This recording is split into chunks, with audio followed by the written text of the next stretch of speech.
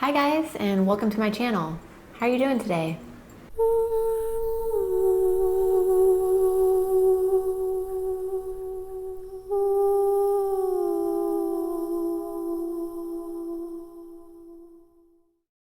So here today on Abby the Witch, I thought I would actually do a little Yule Christmas gift haul.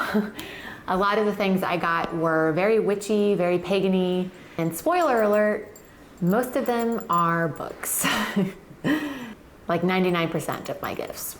So anyway, if you are interested in pagan-y, witchy books and other little witchy goodies, stay tuned and I'll show you what I got for Christmas. Okay guys, so as a witch, I mostly celebrate Yule, but I still celebrate Christmas a lot. My family celebrates Christmas, so the 25th of December is a big day for me and my family. We get together, we exchange gifts, yada yada. I know most witches probably still celebrate Christmas with their families, so you know how it goes. Like I said, most of these gifts are books. Let me show you the first one I got. So the first book that I got is called Werewolf Magic.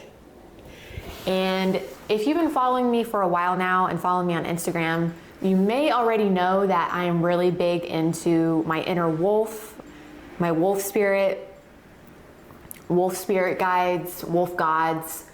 So I really wanted to find a book on channeling that better and kind of finding my inner wolf, if you will.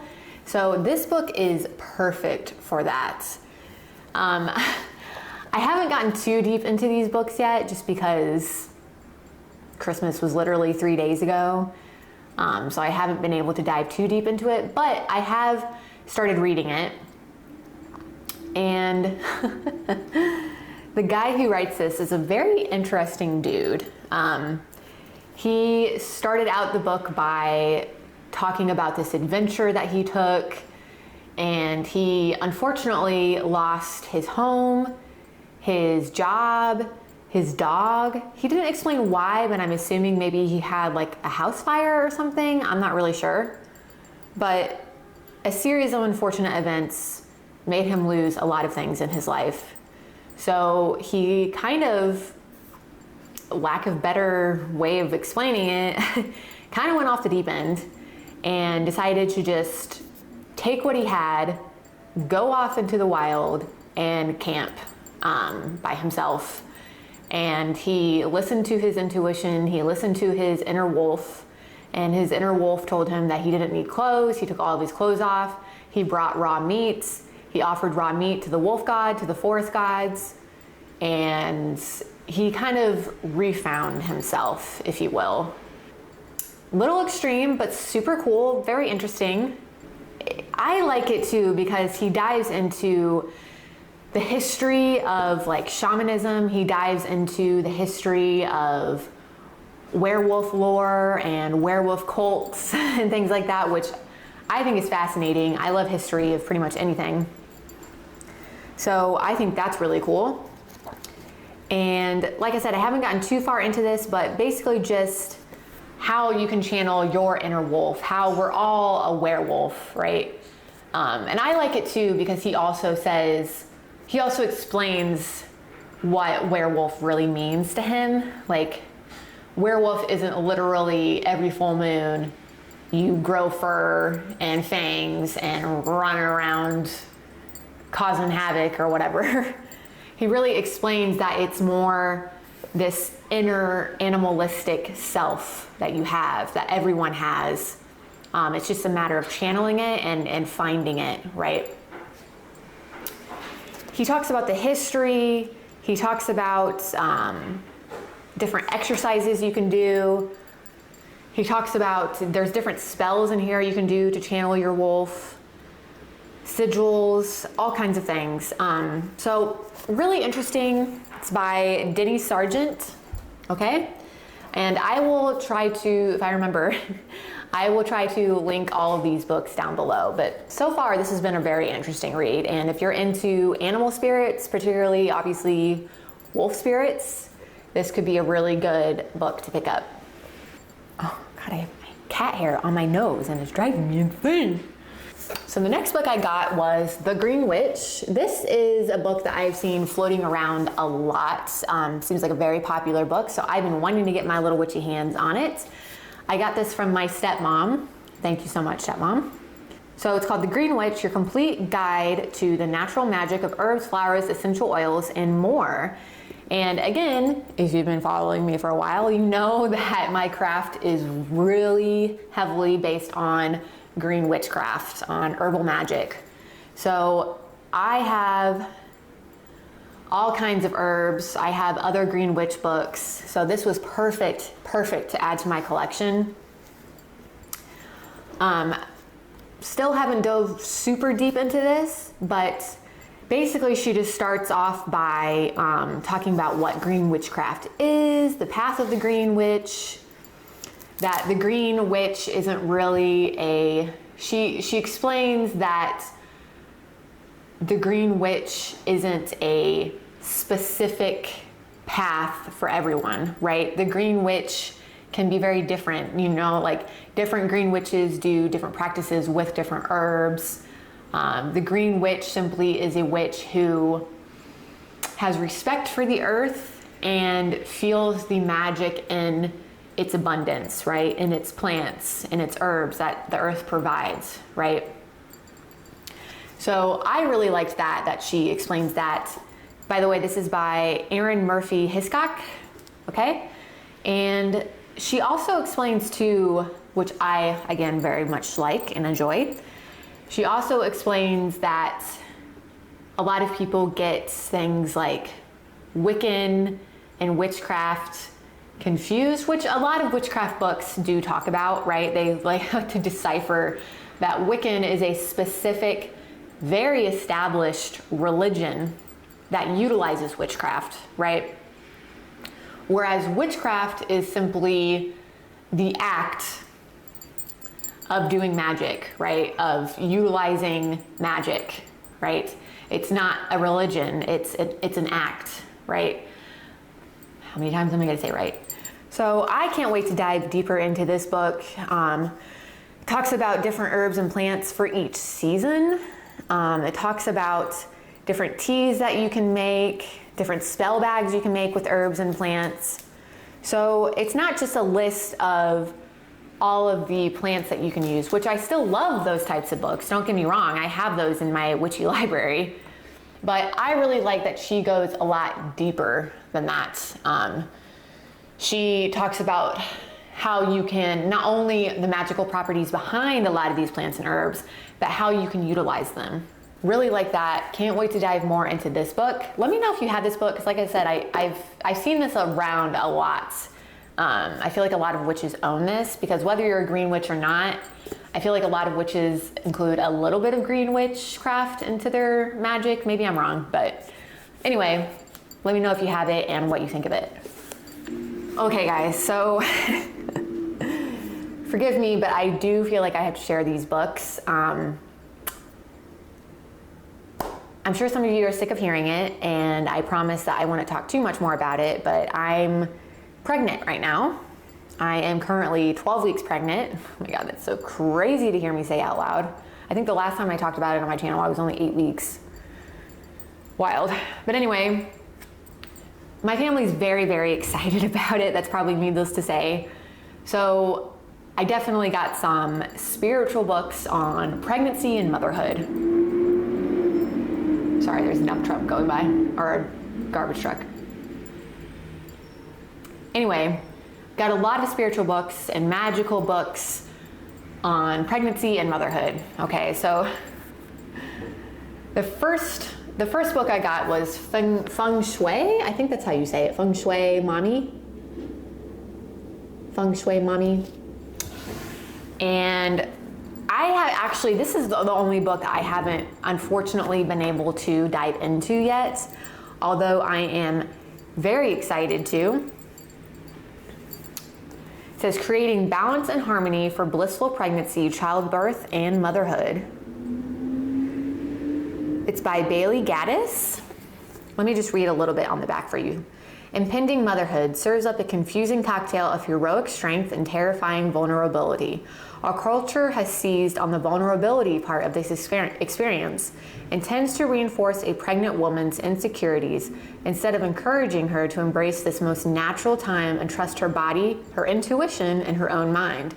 Feng Shui Mommy takes a different approach, helping the expecting mother build her own unique, epic journey to motherhood.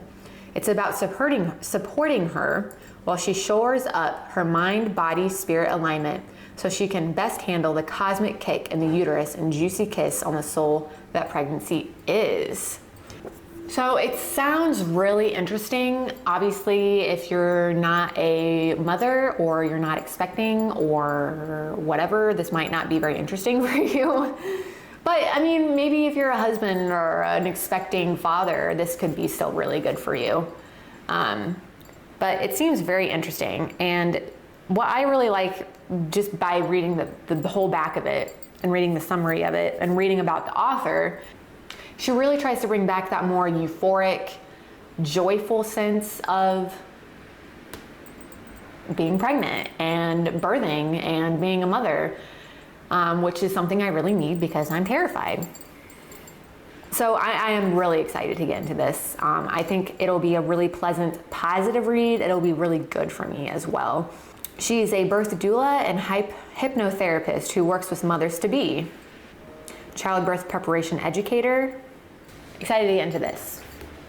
So the next book is the last pregnancy thing, I promise.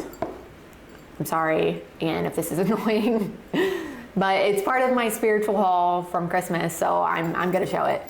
Plus, I really like this book. This is called A Holistic Guide to Pregnancy and Childbirth, Magical Beginnings, Enchanted Lives. I have actually started reading this one, and I love it. I love it so much. First of all, it's by 3 different authors. Deepak Chopra, David Simon, and Vicki Abrams, 2 of which are doctors. The other one is CCEIBCLE. I'm not really sure what that means. Anyway, Magical Beginnings and Enchanted Lives. I have been loving this book. I have dove pretty far into it already. I love this book because they really talk about the whole spiritual side of things. They really talk about the whole mother's intuition and feeling your body, being more connected to your baby. However, they also, as you know probably by now that I love, they also take a scientific approach and back a lot of that up with science, with scientific research. It's been scientifically proven that your baby can be affected by your mood, that your baby can be affected by a stressful environment when it's in the womb. So I thought that was really interesting. And super interesting, they talk about like the bodily functions and how the female reproductive system works, and even the male reproductive system as well. It's really cool. Like, did you know that during male ejaculation, about 300 million tiny sperms are released? I'm sorry it's TMI, but I thought that was so fascinating. And one sperm, which most of us probably know this, and I already knew this too, but one sperm fertilizes the egg, right? But the other sperm that made it after the first one stay there flailing their tails around, and they're the ones who like move the egg to go where it's supposed to go after it's fertilized. So they act as little propellers. I thought that was so cool. Anyway, so those are just like little things that this book includes: scientific details, spiritual details. It talks about different cultures and how different cultures come at pregnancy and how they view pregnancy. Eastern cultures view it way differently than Western cultures. It's really fascinating.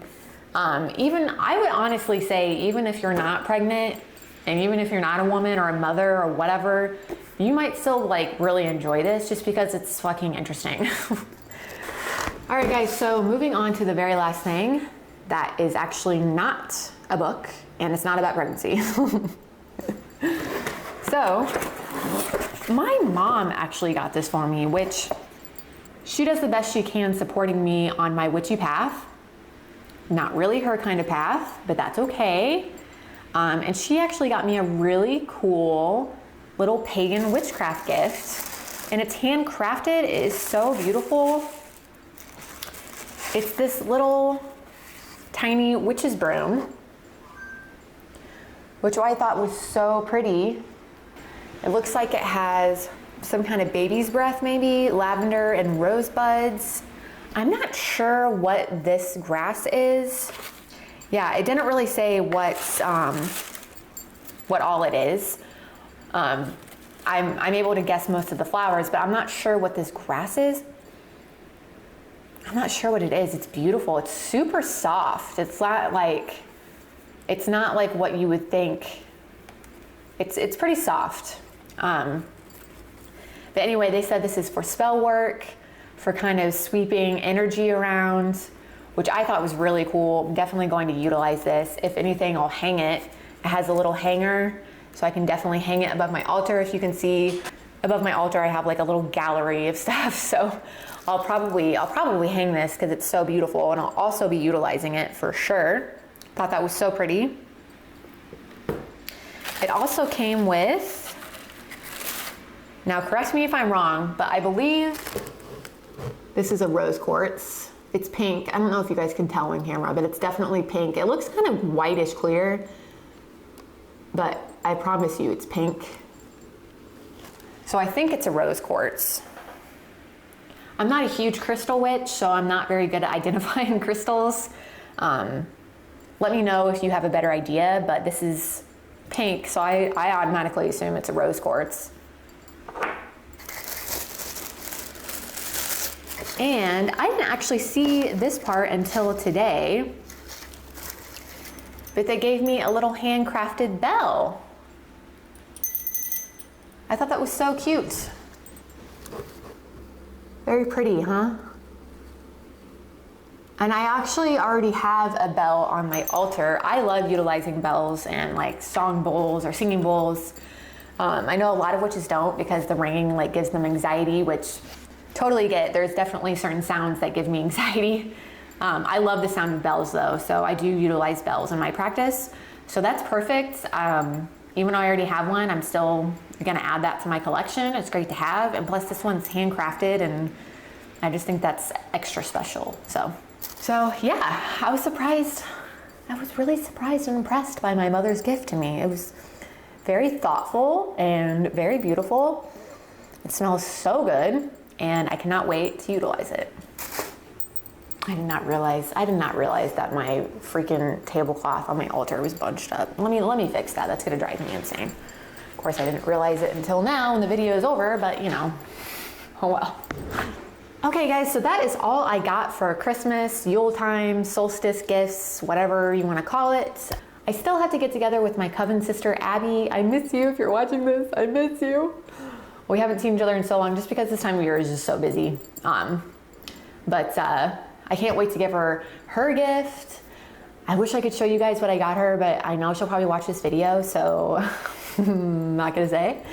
But yeah, so excited to give her her gift, and maybe I can show you after I give it to her, or maybe I can film us opening each other's presents or something. I don't know, we'll figure it out. If you follow me on Instagram, you probably didn't even notice, but I actually disabled my account because, I don't know guys, for me, for the most part, social media can be very toxic. Now, don't get me wrong, social media has been wonderful for other things. I have met some wonderful people on social media. I have been able to connect with a lot of cool people. I've been able to do a lot of cool things on Instagram. But there's also enough things on there that just kind of, I don't know. It's sad to say, it really is sad to say, and I'm not proud to say that it does, but some things on there kind of ruin my day. And I wish I could say that it doesn't, but that's wouldn't be honest. So I've disabled it for now. I might turn my Instagram back on, but honestly, it's been pretty blissful not having an Instagram, so I'll probably keep it that way. Yes, anyway, I forgot what I was gonna say about Instagram. I had mentioned a while ago on Instagram a new tarot card spread that I had discovered that I really love. and found it very useful. So I think next week I might show you guys that spread. That was a while ago, so you might not have even seen it, but I think next week what I'll do is I'll show you guys that spread. I might do a pick a deck, or I might just do a reading on myself just to show you how the spread works. I'm not really sure yet. Let me know down below actually if you would prefer one or the other. So that's what I'm thinking about doing next week. Let's see what else.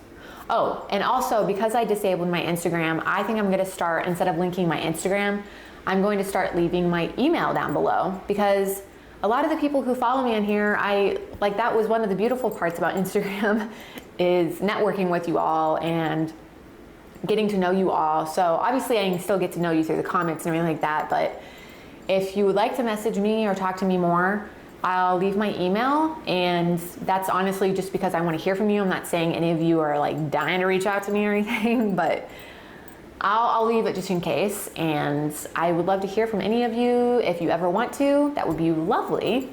So that's what I'll start doing instead, I think, unless I open my Instagram back up, which I don't know, we'll see.